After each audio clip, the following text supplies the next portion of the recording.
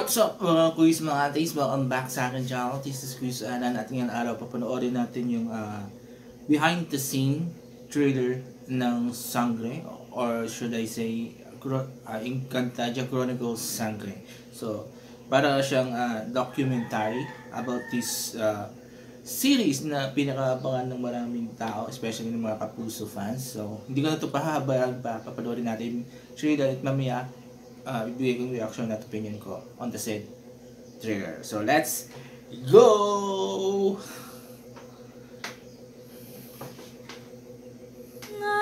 Talaga ba, I'm doing this now. Na-starstruck pa rin ako sa project.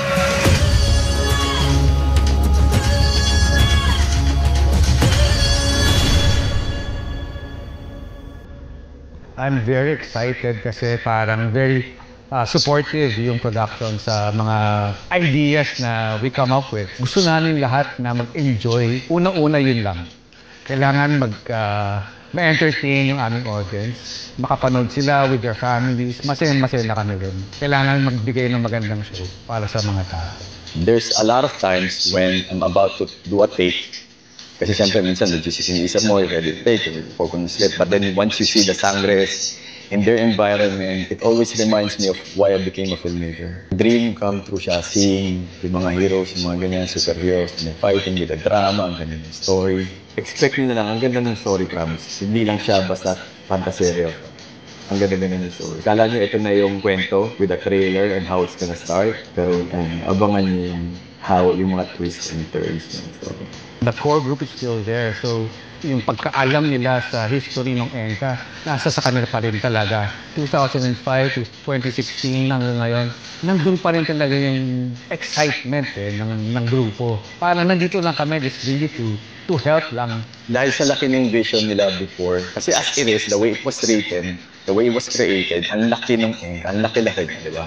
Parang ngayon, what can I contribute na different? To merge it more sa mortal world. Parang mas makarelate yung mga tao pag nakikita nila, diba? Nandito yung mga Sangre kasi dyan. The Encantados can be here way before panahon ni Rizal and Bonifacio. Diba? Pag nagpunta sa mundo ng tao, yung mga special abilities sila pag galing sa mundo ng Enka. It's really a community already. Talagang hindi lang isang tao yung show. It's just an entire group, if not a family. Kasi at the end of the day, we want to give the audience what they really want and what they really want to see.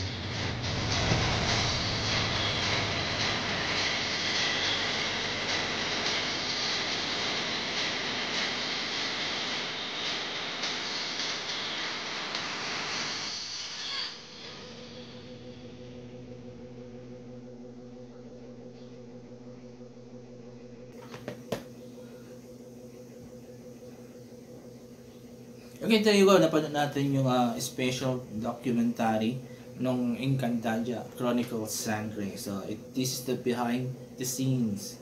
Actually, di lang konti na pinakita. It's more of parang how you call it? Giving the idea or opinion ng mga directors na dalawa, si Rico Gutierrez at Enzo Williams. So, ayan.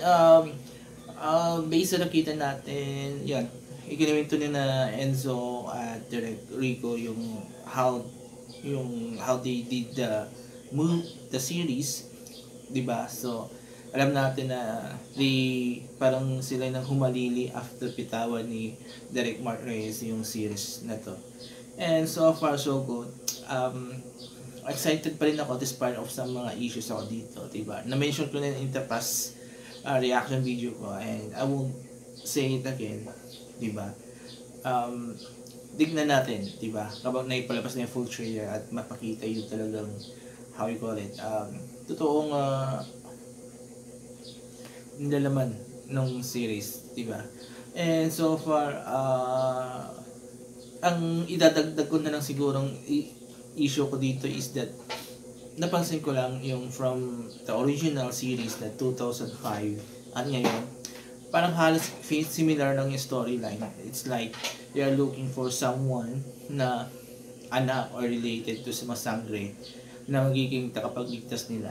And ganito ulit yung mangyayari ngayon second na dito sa sequel, yung direct sequel ng Encantadia. So kailangan nilang hanapin na naman yung someone na magliligtas sa sangre. So, medyo disappointing lang kung ganito talaga yung magiging kwento niya.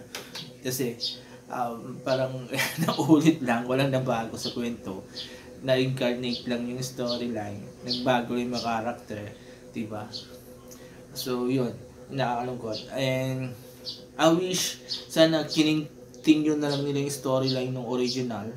And, kung ano yung magiging buhay ng mga sangre. Diba? Instead of ganito, nag-create ulit sila bagong kwento pero same yung patutunguhan niya, diba? Maghahanap ng nawawalang sangre na siya magpapatuloy at magtatanggol sa Encantadia. So yun yung medyo nakaka-disappoint lang sa akin.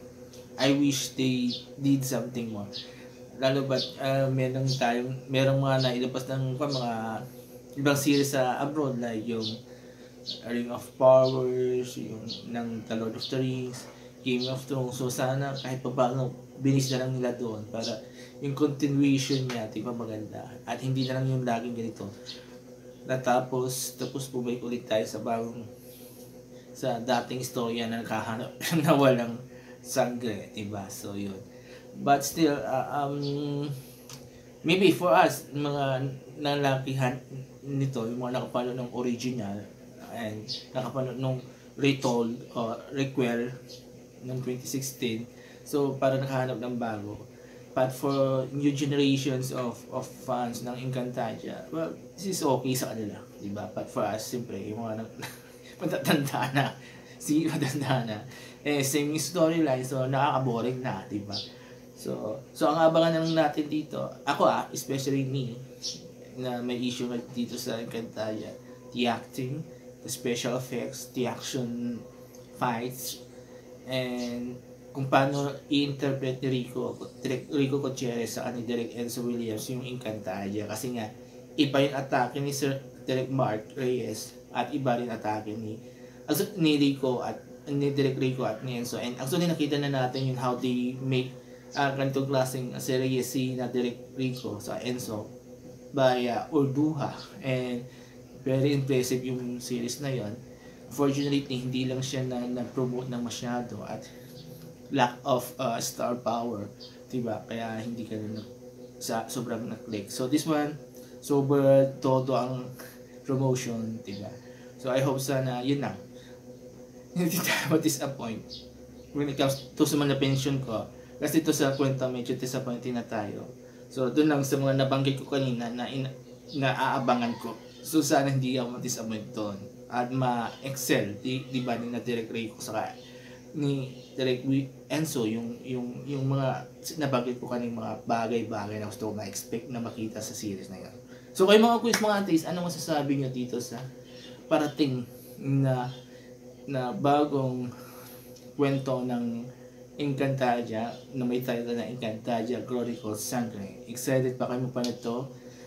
Same rin ba kayo ng thoughts sa akin na nakahanap ng bagong kwento? Or yun, kahit ano man, o kayo yung tipo na wapake, basta papanoorin ng itong series. So mag-comment kayo dito sa baba at babasahin ko yung mga comments and I will try to interact with you guys. So there you go, maraming salamat, have a nice day and bye bye.